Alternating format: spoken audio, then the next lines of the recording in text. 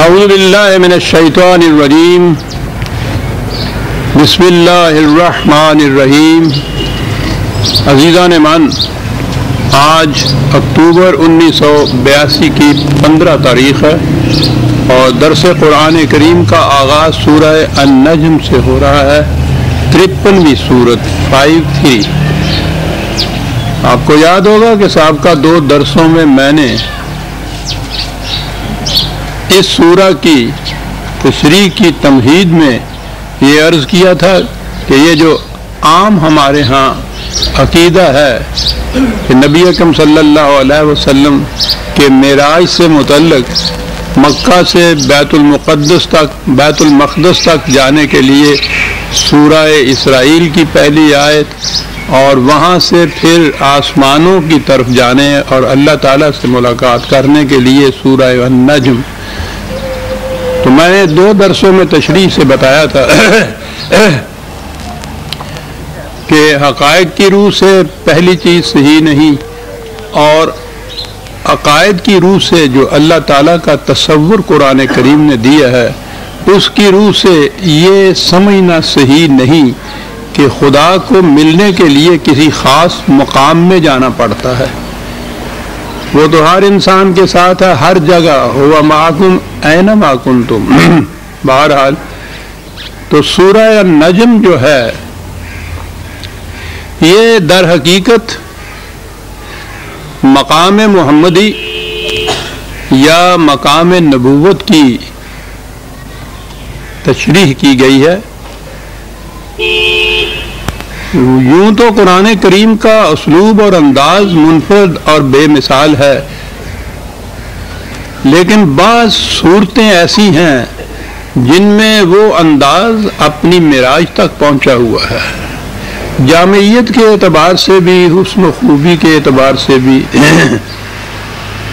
اور جہاں تک میں نے قرآن کریم کا مطالعہ کیا، اور یہ قریباً 50 سال تک میری مدت ہے، یہ صورت جو ہے سر فہرست نظر آتی ہے اس نقطۂ نگاہ سے، ورنہ قرآن کا تو ہر لفظ قرآن ہے،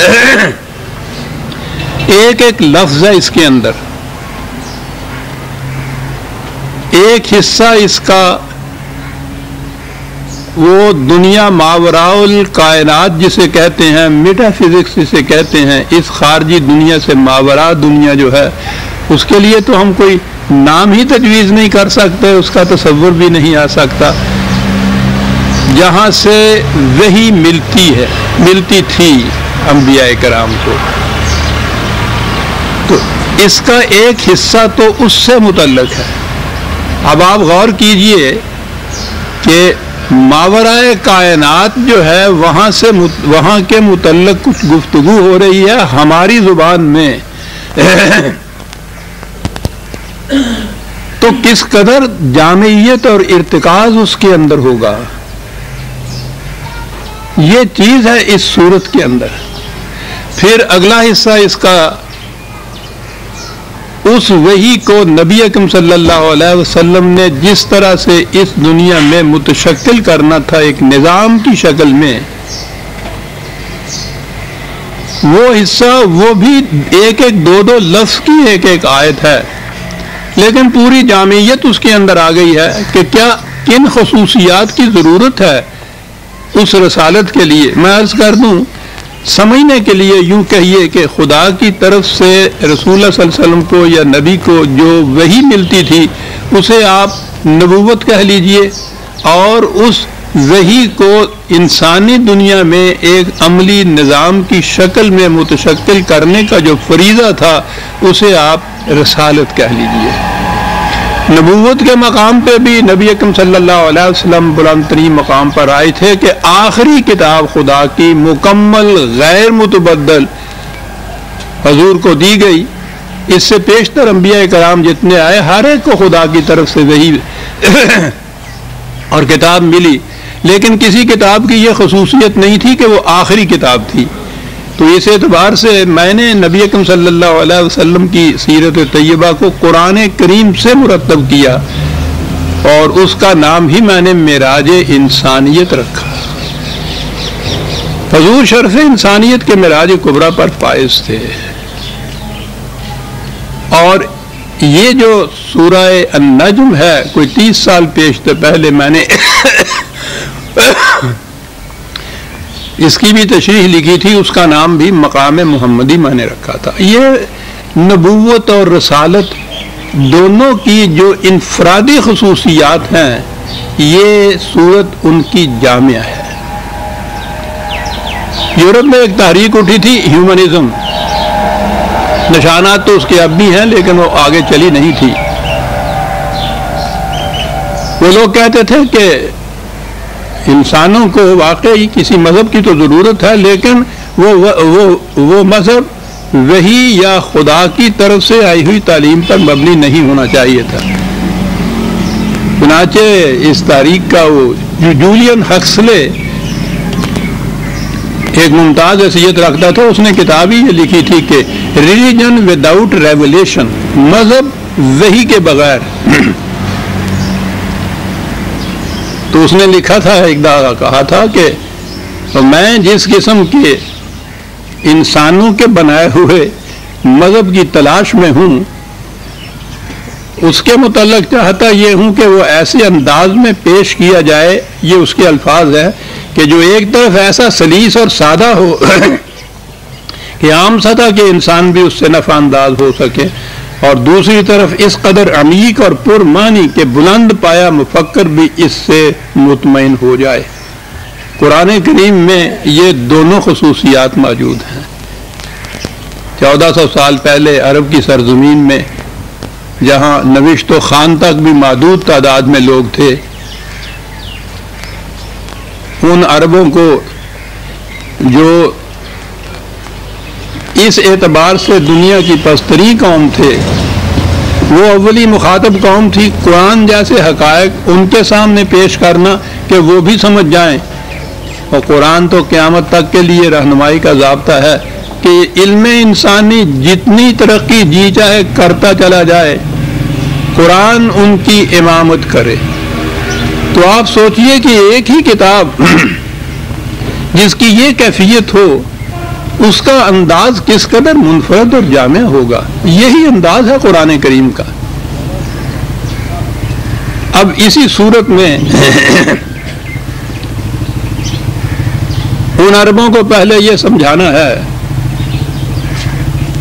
کہ رہنمائی کے لیے اس قسم کے نشانات ہونے چاہیے جو مٹے نہیں، جو بدلے نہ جائیں، جو دھوکہ نہ دیں، جو کہیں ساتھ نہ چھوڑ جائیں۔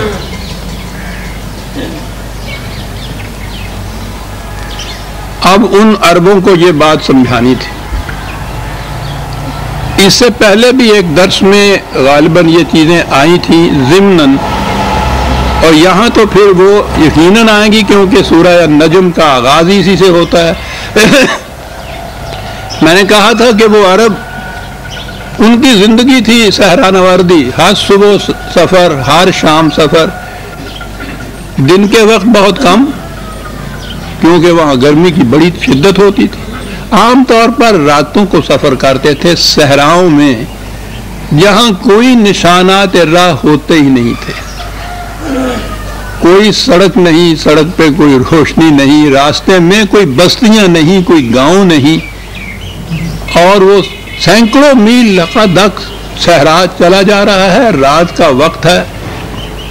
نشانات کی یہ کیفیت صحراؤں کی کہ آج اگر کسی جگہ کوئی ٹیلا ہے چھوٹا سا، دوسری صبح ہوا تیز چلی ہے تو وہ اس کی جگہ گڑھا ہو جائے گا، ٹیلا کہیں اور چلا جائے گا۔ کہیں اگر چھوٹی چھوٹی جھاڑیاں نظر آتی ہیں تو وہ اتنی تیز باد سموم چلے کہ ہوا سے وہ ڈھپ جائے، نظر ہی نہ آئے کہ یہاں کوئی جھاڑی تھی۔ یعنی جو چھوٹے موٹے نشانات بھی وہاں ہوتے تھے وہ ہر آن بدلتے رہتے تھے۔ اس قسم کے راستوں میں انہوں نے سفر کرنا ہوتا تھا رات کی تاریکیوں میں۔ ان سے پوچھا گیا کہ تم کس طرح سے سفر کرتے ہو، کہاں سے رہنمائی تمہیں ملتی ہے؟ تو انہوں نے کہا ان ستاروں سے۔ کہا ان ستاروں نے کبھی تمہیں دھوکہ دیا ہے؟ انہوں نے کہا کہ کبھی نہیں دھوکہ دیا۔ کبھی ایسا ہوا کہ کبھی ایک جگہ وہ ستارہ تھا، دوسری رات تم چلے ہو تو وہ وہاں موجود ہی نہیں تھا، کہیں گم ہو گیا تھا وہ؟ ایسا بھی نہیں ہوا تھا. نہ دھوکہ دیا، نہ ساتھ چھوڑا، غیر متبدل مکمل ضابطۂ حیات آسمان کے اوپر لکھا ہوا. کہا کہ یہ اس قسم کی خصوصیت ہونی چاہیے رہنمائی دینے والے کی. اب وہ تو تم اپنے سفر کے لیے آسمانی رہنمائی رہتے ہو، انسانی زندگی میں بھی رہنمائی کی ضرورت ہے. تو کہو اگر وہاں بھی اسی قسم کا ایک ضابطۂ رہنمائی ملے جیسے آسمان کے ستاروں کا ہے تو وہ تمہاری مشکلات کو کس قدر آسان کر دے گا. یہ تھی بات جو ان سے کہنی تھی انہوں نے. ابتدائی یہاں سے کی. وَالنَّجْمِ إِذَا هَوَىٰ، 2 لفظ. یہ ستارہ، اب یہ دیکھیے ایک لفظ ہوا کے اندر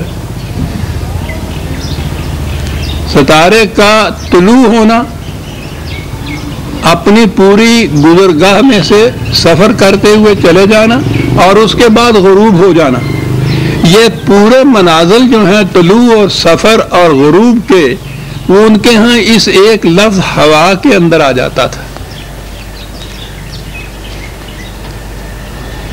کہا کہ یہ ستارہ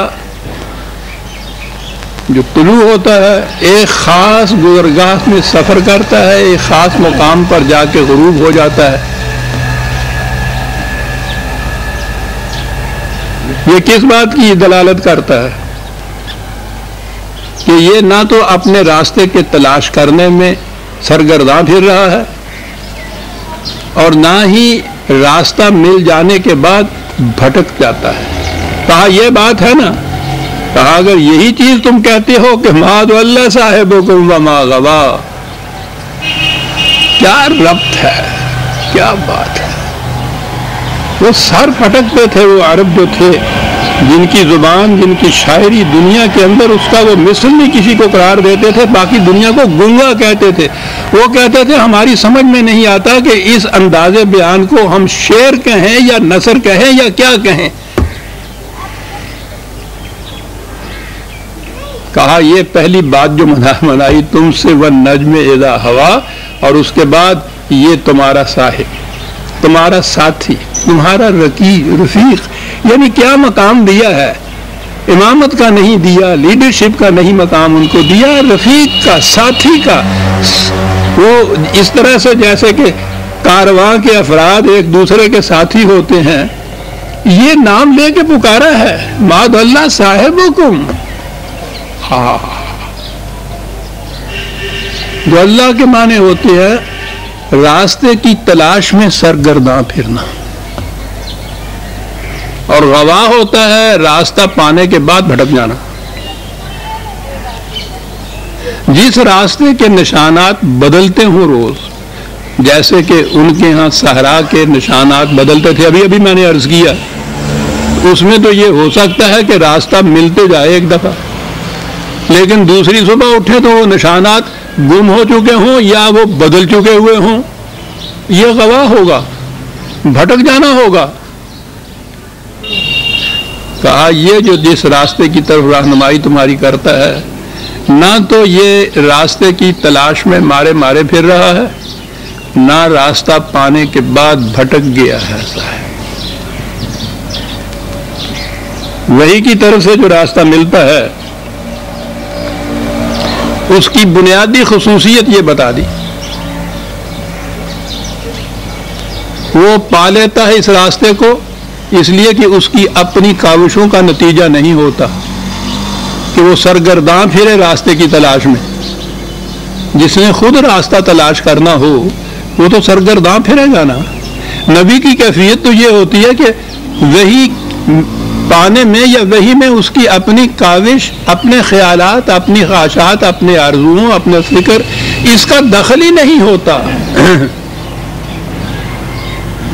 کہا یہ جو ہم نے کہا ہے کہ نہ وہ راستے کی تلاش میں مارے پھر رہا ہے، نہ راستہ پانے کے بعد بھٹک گیا ہے تو اس کی وجہ یہ ہے کہ وما ینطق عن الہوی،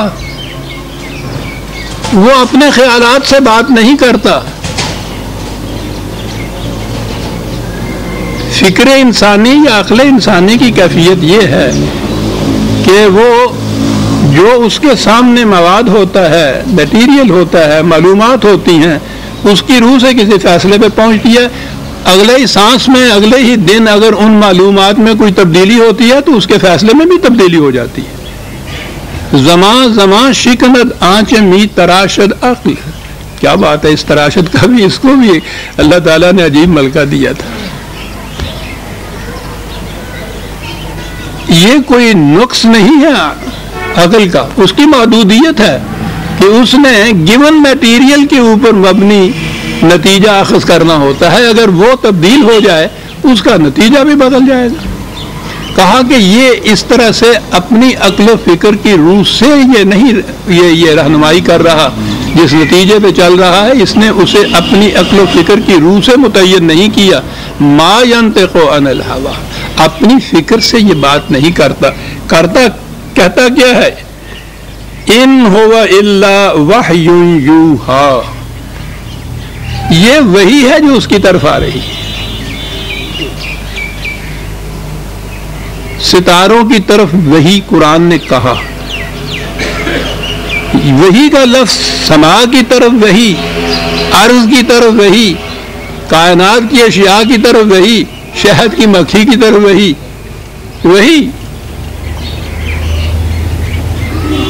وہ رہنمائی جو کسی کی اپنی کاوش کا نتیجہ نہ ہو اس قسم کی، مکمل غیر متبدل.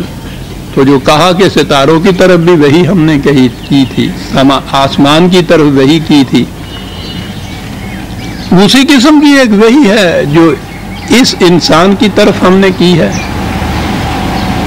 کہ وہ تم تک پہنچا دے. اب یہ جو چیز ستاروں کی بات ہے، تم نے ان کی رہنمائی کے مطابق سفر کر کے دیکھ لیا ہے نا کہ یہ ٹھیک منزل پر پہنچاتے ہیں، دھوکہ نہیں دیتے، ساتھ نہیں چھوڑ جاتے. تجربے کے بعد اس پہ پہنچے ہونا. جس نے وہ تجربہ نہیں کیا ان کی رہنمائی کا، وہ اس سے کوئی استفادہ ہی نہیں کر سکتا. وہ یقین سے کہہ ہی نہیں سکتا کہ فی الواقعہ ان کا بتایا ہوا راستہ منزل تک حتمی طور پہ پہنچا دے گا، دھوکہ نہیں دے گا. وہ نہیں کہہ سکتا. یہ وہی کہیں گے جنہوں نے تجربہ کیا. کہا کہ سیدھی بات ہے کہ یہ بھی ایک کچھ راستے کے ستارے ہیں، کچھ نشانات راہ ہیں جو وہی دیتا ہے. اس پہ بھی تجربہ کر کے دیکھ لو. وہی طریق عمل جو ان ستاروں کے متعلق تم نے اختیار کیا تھا، وہی طریقہ کار ان نشانات کے متعلق بھی اختیار کر لو. اس کے بعد خود دیکھ لو کہ یہ کس نتیجے پہ تمہیں پہنچاتے ہیں. اعملوا علی مکانتکم انی عامل. اپنے دعوے کی صداقت کی شہادت کا طریق یہ کہ تم اگر یہ کہتے ہو کہ میرا بتایا ہوا پروگرام صحیح منزل پہ نہیں پہنچائے گا اور کہہ رہے ہو کہ تمہارا پہنچائے گا، تو کہا اس میں کوئی بحث، مناظرے، جھگڑے، فساد کی بات ہی نہیں ہے. تم اپنے پروگرام کے مطابق عمل کرو، میں دخل نہیں دوں گا. مجھے میرے پروگرام کے مطابق عمل کرنے دو، تم دخل نہ دو. نتیجہ خود بتا دے گا کہ کس کا پروگرام انسانیت کے لیے نفع بخش ہے. بات صاف ہو گئی. تجربہ کرو، پریگمیٹک ٹیسٹ. مذہب کی دنیا میں عزیزان من یہ طریق بتانا، صداقت کی پرکھ اپنے دعوے کی ثبوت میں کہ اس پہ عمل کر کے دیکھ لو کہ تم کس نتیجے پہ پہنچتے ہو. مذہب کے ہاں تو یہ سوال ہی نہیں ہوتا. وہاں تو یہ چیز ہوتی ہے کہ بمایست زیادہ رنگی کن گرد پیرے مغانگو ہے، جیسا کہا گیا ویسا کرتے چلے جاؤ. ارے بابا کرنے سے کچھ ہوتا ہے نہیں. قیامت میں جا کے پتہ چلے گا نا، ثواب تمہیں ہو رہا ہے، وہاں جا کے جنت ملے گی. یہاں نہیں کچھ بھی. یعنی مذہب یہ استنتاجی طریق جسے کہتے ہیں کہ نتیجے سے کسی دعوے کا ثبوت مہیا ہونا، مذہب یہ کر ہی نہیں سکتا، وہ کرتا ہی نہیں ہے، اس کے یہاں نتیجہ ہی نہیں نکلتا۔ یہ دین ہے جو وہ مناظروں سے مکالموں سے منواتا نہیں۔ ہاتھوں برہانکم کہا بات کرنی ہے تو دلیل لاؤ، اور ثبوت مانگتے ہو تجربہ کر کے دیکھو کہ جو کچھ میں کہتا ہوں وہ صحیح ہے یا نہیں، تجربہ کر کے دیکھو۔ یہ ہے عزیزان من دین کی خصوصیت، یہ ہے مذہب کے مقابلے میں اس کی حیثیت اور کیفیت۔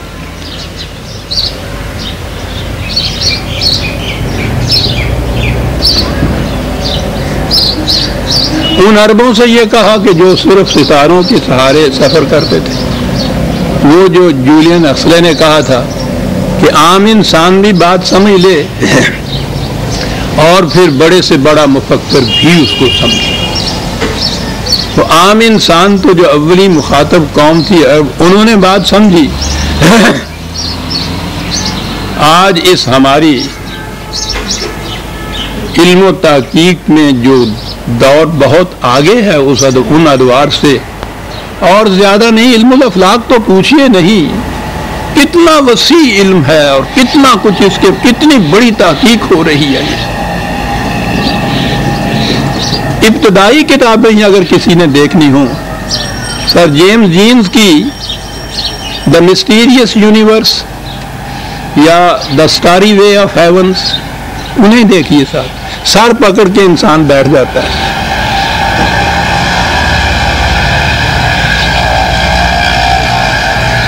ایک کہکشاں کے، ایک ستارے کے یا ایک جھرمٹ کے متعلق جو کچھ وہ لکھتا ہے، انسان وجد میں آ جاتا ہے۔ تو ایک طرف اس دور کا جو بدو عرب صحرا نورد تھا، اس نے بھی اس دلیل سے بات سمجھ لی، اور آج سر جیمز جین بھی اسی دلیل سے یہ بات سمجھتا ہے، اور اسی نتیجے پہ پہنچا ہے کہ غیر متبدل قانون ہے جس کی زنجیروں میں ذرے سے آفتاب تک جگڑا ہوا ہے۔ اور یعنی یہ تو وہی لوگ بتا سکتے ہیں نا، ہمیں کیا معلوم ہے۔ کہنے گئے ربط باہمی کی یہ کیفیت ہے کہ میں انگلی ہلاتا ہوں تو کہکشاں کے تارے پہ اس کا اثر جا کے پڑ جاتا ہے۔ کائنات اس قدر مربوط ہے، غیر متبدل قوانین کے تابع چل رہی ہے۔ یہی بات تو انہیں کہی گئی تھی، ان کی زبان میں کہی گئی، آج جیمز جین کی زبان میں یہی بات سامنے آتی ہے۔ مورس بقائی اسی پہ تو وجد میں آ گیا تھا کہ 1400 سال پہلے کے زمانے کی یہ آیتیں جو ہیں، جو ہمارے ہاں سائنس کے انکشافات ہوتے جاتے ہیں، ہر انکشاف ان آیات کے دعوے کی صداقت کا ثبوت بنتا چلا جاتا ہے۔ وہ شخص، اس کی کتاب تو پوچھو نہیں، وجد میں آ جاتا ہے۔ یعنی ہر مثال کے بعد وہ ریپیٹ کرتا ہے اس چیز کو کہ وہ دنیا کے سائنسدانوں اور دانشوروں، خدا کے لیے مجھے بتاؤ کہ 1400 سال پیشتر کوئی انسان اپنی فکر سے یہ بات کہہ سکتا تھا؟ تو وہ جو جولین ہکسلے نے ایک معیار بتایا تھا کہ ایک سطح بھی انسان بھی اس سے رہنمائی حاصل کرے اور بڑے سے بڑا مفکر بھی اس کے انکشافات کی روشنی میں وجد میں آ جائے، وہ کس طرح سے پوری ہو رہی ہے قرآن کے متعلق۔ یوں ہی ہمارے دعویٰ یہ اعتقادی نہیں ہے، ہم اعتقادی بھی کیا کریں گے، ہم نے تو اس طرح سے قرآن کو سمجھا پرکھا بھی نہیں ہے۔ یہ لوگ ان نتائج کے اوپر پہنچ رہے ہیں۔ معاذ اللہ صاحبکم وما ہوا ان ہوا الا وحی یوحی۔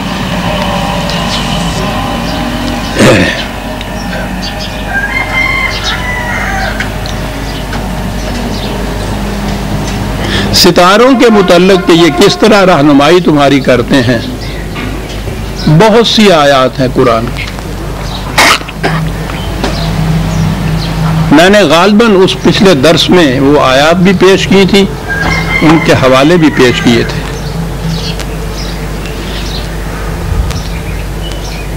میں سمجھتا ہوں کہ آج ان کے دہرانے کی ضرورت نہیں ہے، ہمیں آگے بڑھ جانا چاہیے۔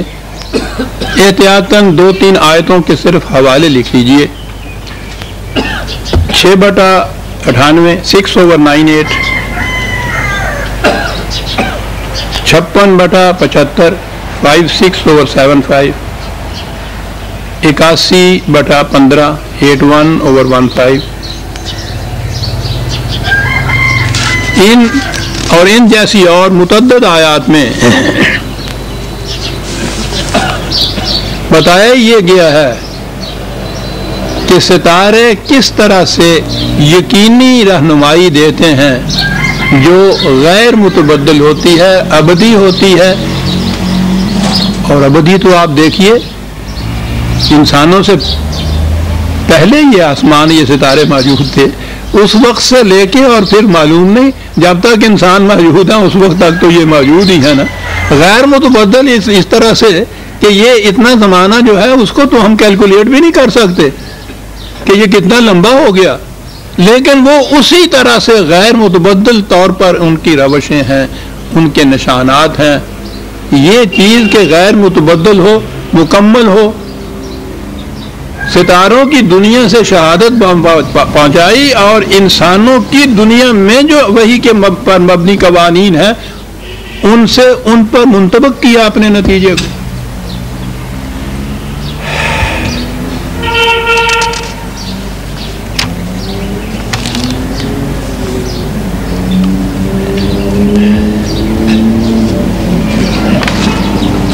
آگے بڑھیے۔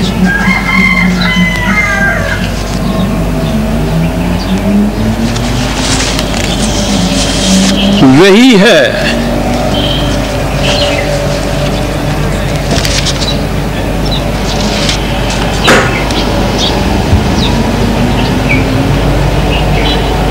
علمہ شدید القویٰ،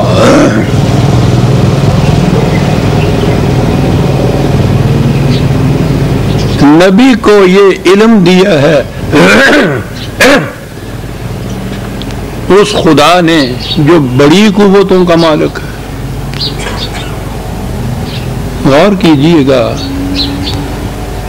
کتنی عظیم حقیقت ہے جو اس میں بیان ہو گئی ہے۔ نصیحت کی باتیں، اخلاقیات کی باتیں وعظ و نصیحت کے طور پر ساری دنیا میں ہوتی چلی جاتی۔ مذہب واز ہی کہتا ہے، دین واز نہیں کرتا۔ دین متمکن کرتا ہے اپنے نظام کو، تمکن ہے، اسٹیبلش کرتا ہے، مخالفین کی قوتوں کا جواب دیتا ہے، ان سے ٹکراؤ ہوتا ہے، پھر اس نظام کو قائم کرتا ہے، مستحکم رکھتا ہے۔ قوت کی ضرورت ہوتی ہے، دین کو تمکن کے لیے قوت کی ضرورت ہوتی ہے، مذہب کو نہیں۔ یہی تو سارا جھگڑا تھا تاریخ پاکستان کے دوران، کئی دفعہ میں کہہ چکا۔ وہ یہ کہتے تھے کہ یہاں ہمیں نماز، روزہ، حج، زکوٰۃ کی اجازت ملتی ہے، نکاح طلاق کی بھی اجازت ملتی ہے، اس کے لیے الگ مملکت کی کیا ضرورت ہے، الگ طاقت قوت کی کیا ضرورت ہے؟ ٹھیک ہے، ضرورت ہی نہیں۔ لیکن دین کو متمکن کرنے کے لیے تو اپنی مملکت کی بھی ضرورت ہے، اور اس مملکت کو قائم رکھنے کے لیے قوت کی بھی ضرورت ہے۔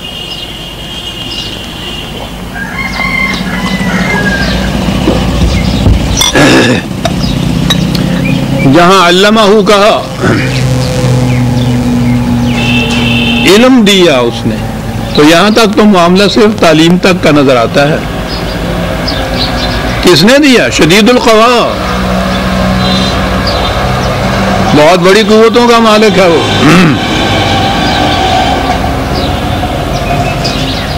اس لیے وحی اور وحی کی تعلیم کے ساتھ قوت کی ضرورت ہے۔ آسانہ ہو تو کلیمی ہے کار بے بنیاد۔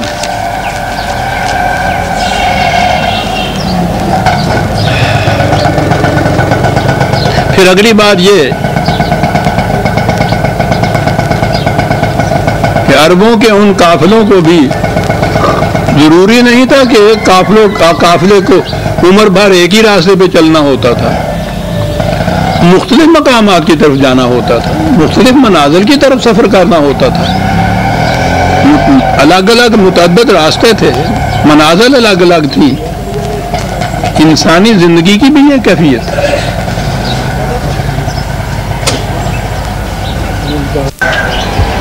زندگی کے تقاضے ایک فرد کی زندگی میں بھی مختلف عمر میں اس کے تقاضے بدلتے رہتے ہیں،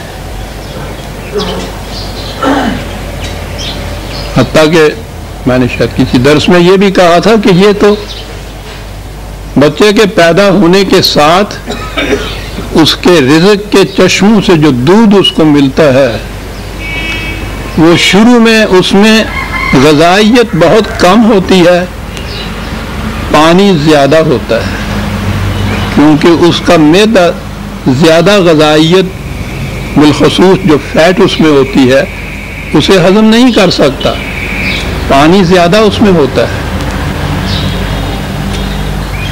اب تو خیر وہ تخصیص ہی مٹ گئی ہے، گوالوں کے ہاں سے جو دودھ آتا ہے کہ کبھی گاڑھا ہوتا ہے کبھی پتلا ہوتا ہے، انہوں نے یہ مساوات جو ہے نا اس میں یہ فرق ہی مٹا دیا ہے ایسا۔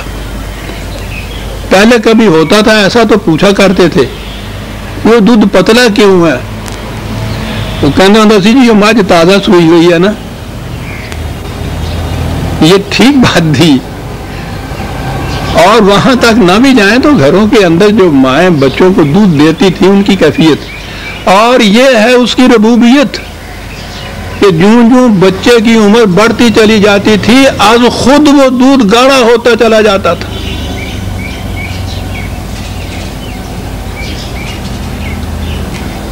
از خود اس کی عمر کے ساتھ جو اس کا تقاضا ہے غذائیت کا، جب اس نے اپنے ذمے لی ہے نا وہ ربوبیت جسے وہ رحمت کہتا ہے، تو اس کے اوپر کنٹرول کی کیفیت یہ ہے کہ جوں جوں اس کی عمر زیادہ ہوتی ہے اس کی پرورش میں غذائیت کا تقاضا مختلف ہوتا چلا جاتا ہے، جو غذا دی جاتی ہے اسے خدا کی طرف سے اس میں اسی نسبت سے خود بخود تبدیلی ہوتی چلی جاتی ہے۔ کھانگڑ میں ہی کہنے ہوں سن ساڈے ہوں کسی مہیا ہی نہیں اگلے پوچھنے پتا ہی نہ لگنا بھی مہی کی ہوں کھانگڑ کا کیسے پتا لگو انہوں نے۔ یہ نظام ہے اس کی ربوبیت کا۔ ایک فرد، یہ تو ابھی بچے کی زندگی ہے، آگے بڑھتے چلے جائیے۔ فرد کی پوری زندگی میں آپ غور کیجئے کہ آپ کی ضروریات کے تقاضے کتنے مختلف ہوتے چلے گئے۔ آپ کی زندگی کتنی مختلف گزرگاہوں سے گزری۔ کہا کہ جب خدا نے اپنے ذمے یہ چیز لی ہے تو یہ نہیں کہ اس نے ایک ہی دفعہ ایک ہی ماپ کی کوئی ایک چیز دے دی اور کہا کہ ہاں صاحب ساری عمر اسی پہ گزر کرو۔ کہا نہیں، یہ بات نہیں۔ وہ اگر شدید القوا ہے، قوتیں ہیں اس کے پاس، کنٹرول ہے اس کا، اس کے ساتھ ہی وہ ذو مرتن ہے، زندگی کی مختلف گزرگاہوں کا مالک ہے۔ میں نے عرض کیا تھا عزیزان ایمان، ایک ایک لفظ ہے، معنویت کی ایک دنیا اس کے اندر پوشیدہ ہے۔ خالی قوت والا جو ہے وہ ایک ہی چیز جانتا ہے، لٹ، شمشیر، بندوق، اور ایک ہی طریقہ جانتا ہے، یا مان لو یا چلی۔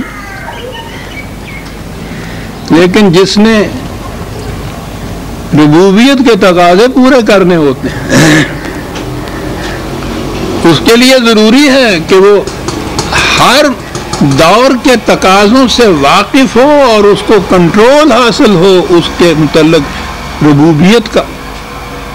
شدید القوا، علمہ سے تعلیم، شدید القوا سے قوت، ذو مرتن سے یہ کہ زندگی کی تمام گزرگاہوں کا مالک بھی، جاننے والا بھی۔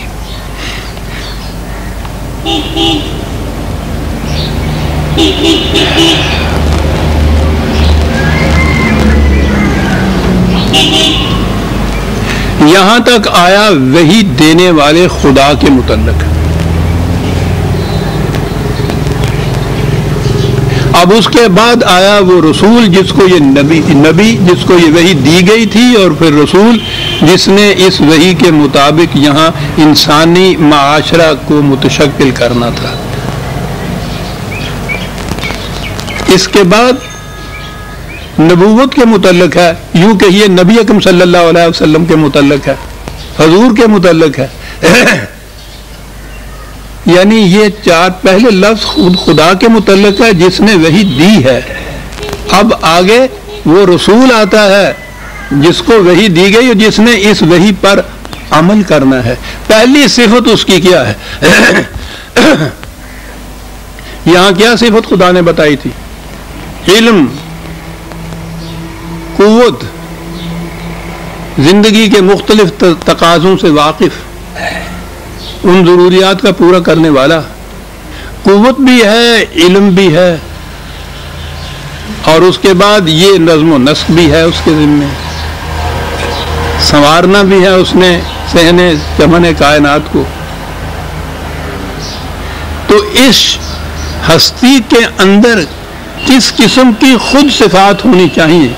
قوت بھی ہونی چاہیے، علم بھی ہونا چاہیے، ربوبیت بھی ہونی چاہیے، رحمت بھی ہونی چاہیے، زندگی کے مختلف تقاضوں سے واقف بھی ہونا چاہیے.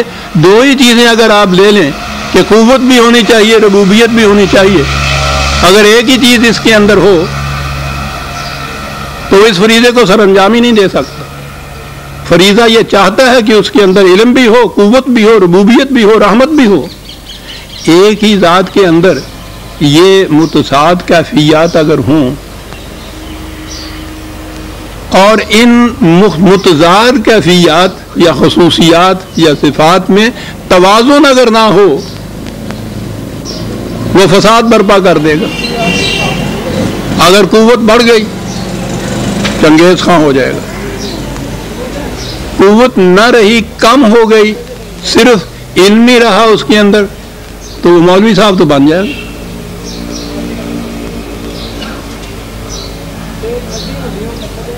کائنات کے اندر دین کے نظام کو متشکل کرنے والا نہیں بن سکتا. قوت اگر ہو اور علم نہ ساتھ اس کے ہو تو پوچھیے نہیں پھر وہ کیا بنتا ہے.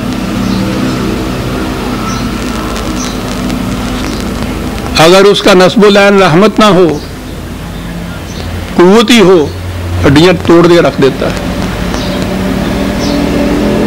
تو ضرورت ہے کہ اس کے اندر یہ ساری خصوصیات ہوں اور ان کے اندر پروپورشن صحیح ہو.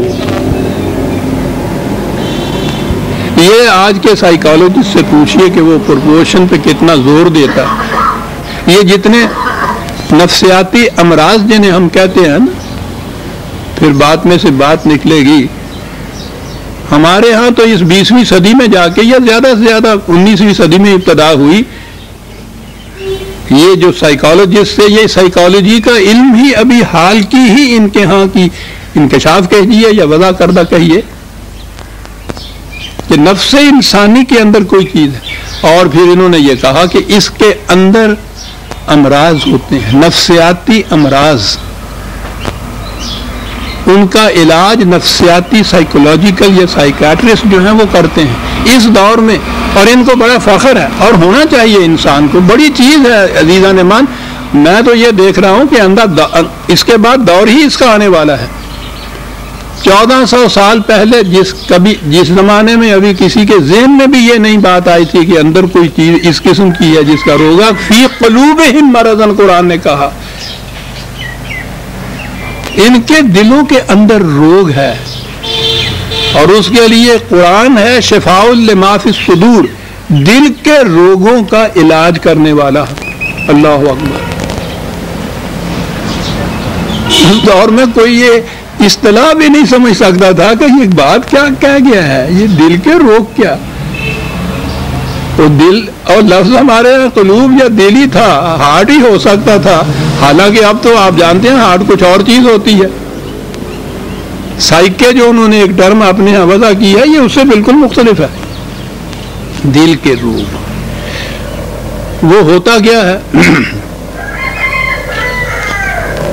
یا تو وہ تو خیر لمبی بات ہے کہ تحت شعور کے اندر کوئی چبن ہوتی ہے، خون گشتہ آرزوئیں، پامال تمنائیں، نہ کردہ گناہ کی سزائیں بات آتا چلی جائے گی۔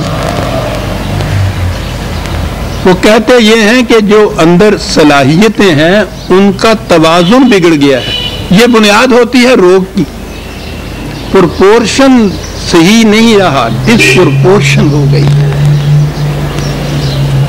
ان کا توازن برقرار کرنا یہ ہے علاج اس کا۔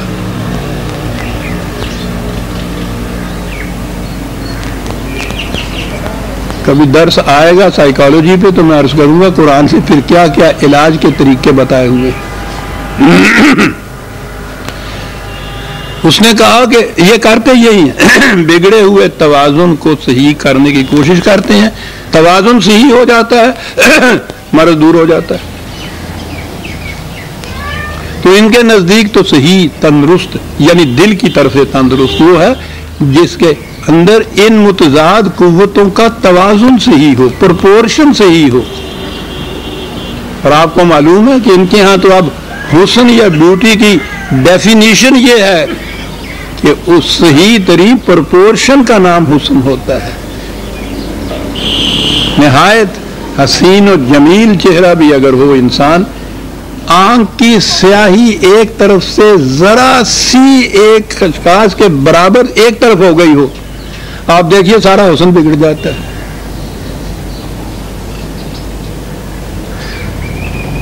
ذرا ڈسپرپورشن، پرفیکٹ پرپورشن اگر کہیں ہے تو وہ شخصیت ہے جو اس معیار پہ پوری اترتی ہے۔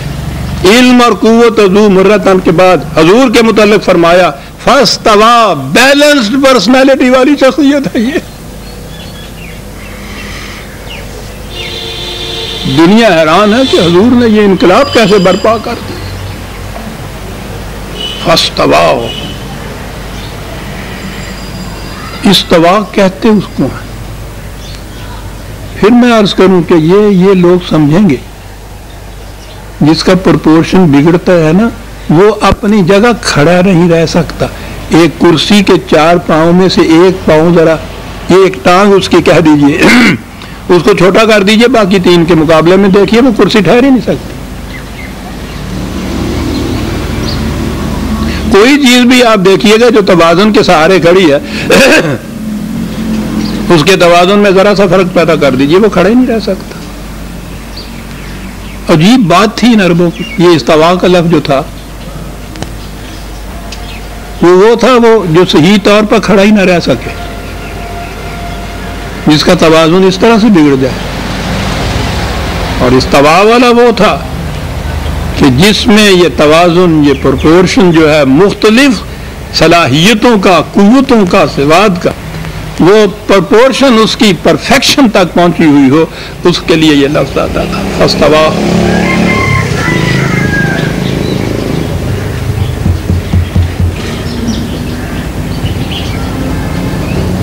حضور کی ساری سوانح حیات اس ایک لفظ کے اندر آ جاتی ہے عزیزان من۔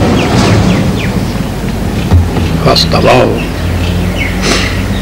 ٹھیک ہے، اپنی ذات میں تو یہ ہوا۔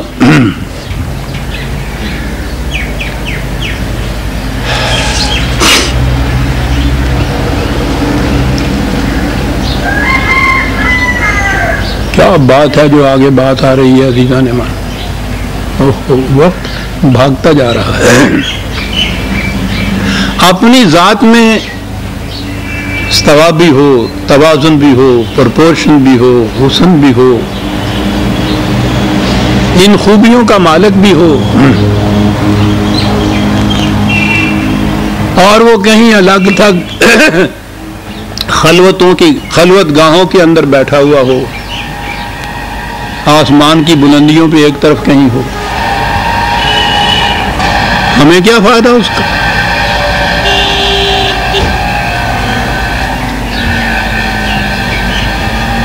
ابن مریم ہوا کرے کوئی، میرے دکھ کی دوا کرے کوئی۔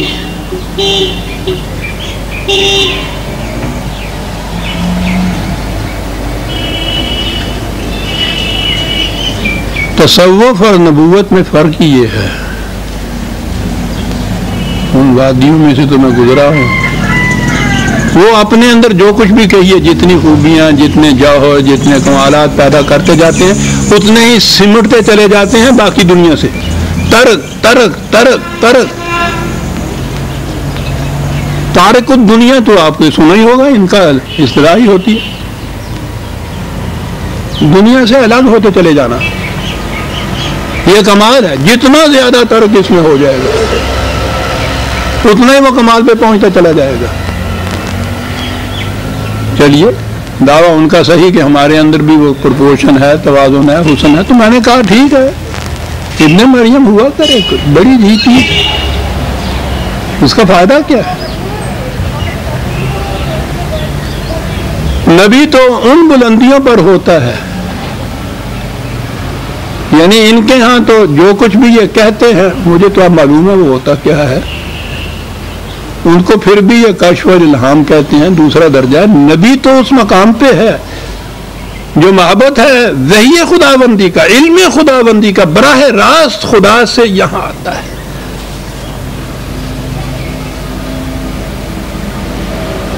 از تاک بادہ گیرم و در ساگر افکنم.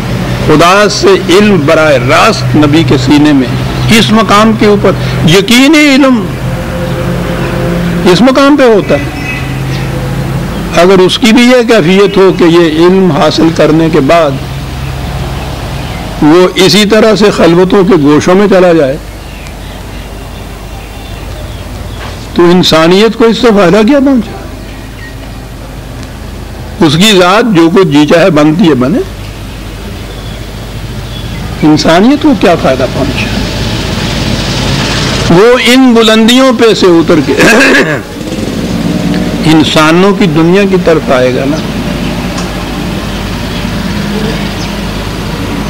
عزیزان من، سنیے دو لفظ اور پھر کم از کم اگلے 10 تک تو اس کے نشے میں رہیے. یہ بتانا ہے کہ وہ اتنی بلندیوں کے بعد اس دنیا کی سطح کے اوپر آ جاتا ہے. آتی ہے ذہن میں آپ کے ہاں کوئی محسوس تشبیہ یا کوئی مثال اس کے لیے سمجھانے کے لیے؟ وہ تو خدا ہی کو آتی تھی. آپ کو معلوم ہے کہ یہ یہاں یہ آسمان اور زمین ملتے ہوئے نظر آتے ہیں. اس کو افق کہتے ہیں. آسمان کی بلندیاں زمین کے ساتھ ملتی ہوئی نظر آتی ہیں نا. ان بلندیوں سے جیسے کوئی اتر کے زمین کی سطح کے اوپر آ گیا ہوا ہو. مقام نبوت کی وہ بلندیاں، اور آگے بتانا یہ ہے کہ وہ پھر تمہاری دنیا کی سطح پہ آتا ہے. سنیے عزیزان من، وَهُوَ بِالْأُفَقِ الْأَعْلَىٰ.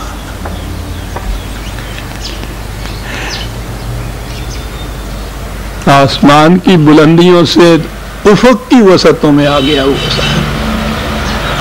اتر کر حرا سے سوئے قوم آیا اور ایک نسخہ کیمیا ساتھ لایا. بالافق الاعلی. یعنی سوچیے عزیزان من، میں تو اپنی کیفیت بتاتا ہوں کہ یہ چیز جب تک ذہن میں نہیں تھی، اس کو بیان کرنے کے لیے محسوس شکل میں کہ اتنی بلندیوں سے اتر کے وہ انسانی دنیا کے اندر یوں آ گیا، اسے کس طرح سے ادا کیا جائے. بہرحال زیادہ نہیں تو اپنی بھی تو یہ کیفیت ہے، عمر گزر گئی ہے لفظوں سے کھیلتے ہوئے، نہیں ذہن میں آ سکتی تھی اس قسم کی تامہ تشبیہ. افق ہوا بالافق الاعلی.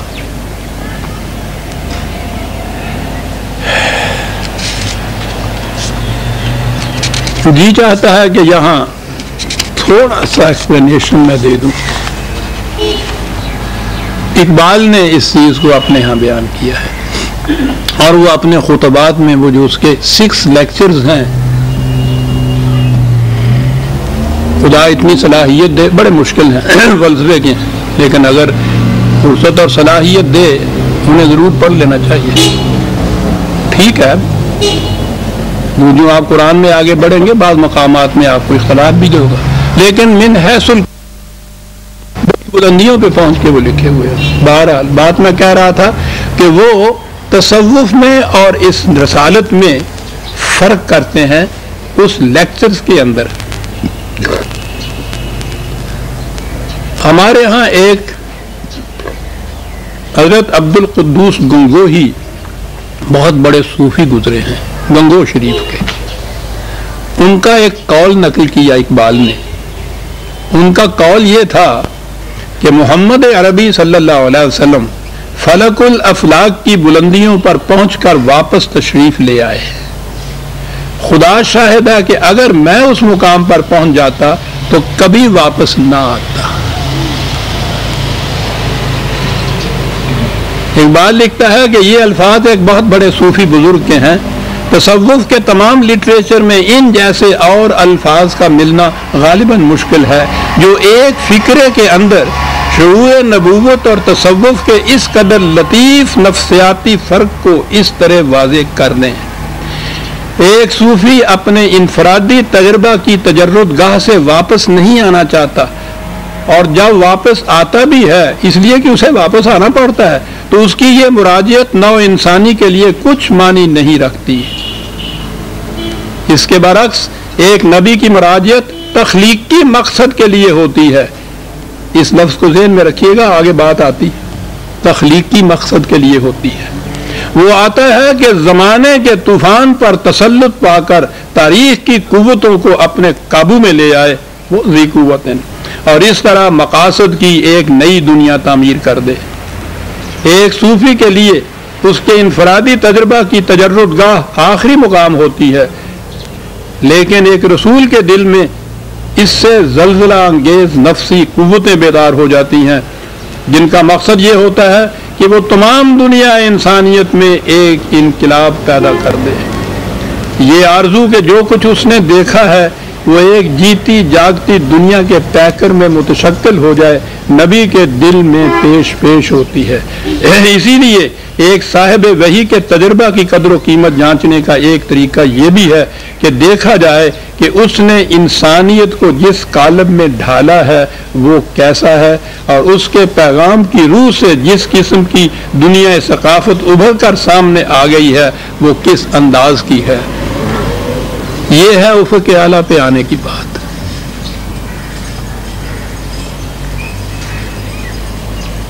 علم کے بلند ترین سرچشمہ سے وحی پانے کے بعد وہ دنیا انسانیت کی عام الفاظ میں پس سطح کے اوپر آ جاتا ہے کہ اس نے اس زمین کو آسمان بنانا ہوتا ہے۔ ہوا بالافق الاعلی،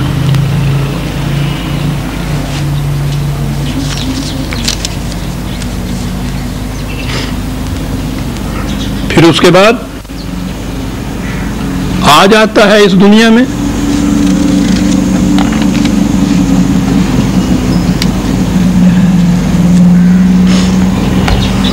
اس میں بھی عزیزان ایمان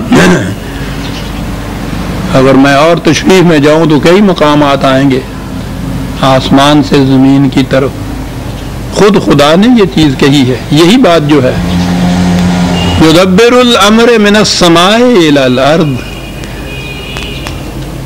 خدا کی تدبیر کی کیفیت یہ ہوتی ہے، نظام خدا بندی کی، جو رسول کی ہاتھوں متشکل ہوتا ہے کہ وہ سماء کی بلندیوں سے اترتا ہے اور زمین کی پستیوں سے پھر اس کا آغاز ہوتا ہے اور پھر وہ اوپر کی طرف چڑھتا ہے۔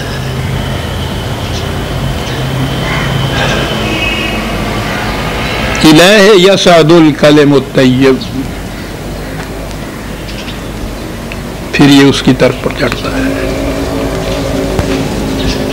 یہ جو ہے نیچے اترنا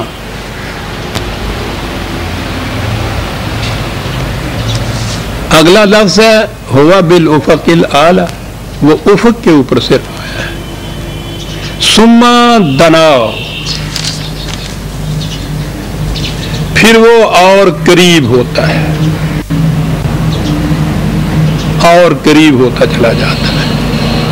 یہ نہیں کہ جتنے جتنے تصوف کے کمالات بڑھتے ہیں وہ پیچھے ہٹتا چلا جاتا ہے، یہ آتا ہے تو اور قریب ہوتا چلا جاتا ہے. ثم دنا،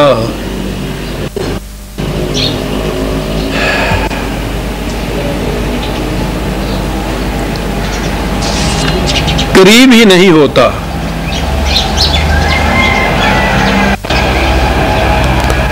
انسانی دنیا اور ان کے معاملات اور ان کے تقاضوں کی گہرائیوں میں اترتا چلا جاتا ہے.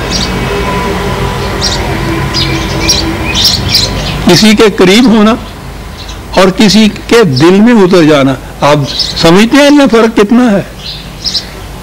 جوڑ نے ایک جگہ لکھا ہے کہ اگر کسی انسان میں علم کی وسعت ہو تو وہ مفکر یعنی فلاسفر ہوتا ہے، اور اگر اس میں جذبات کی گہرائی ہو تو وہ تخلیقی نابغہ یعنی کریٹو جینیس ہوتا ہے.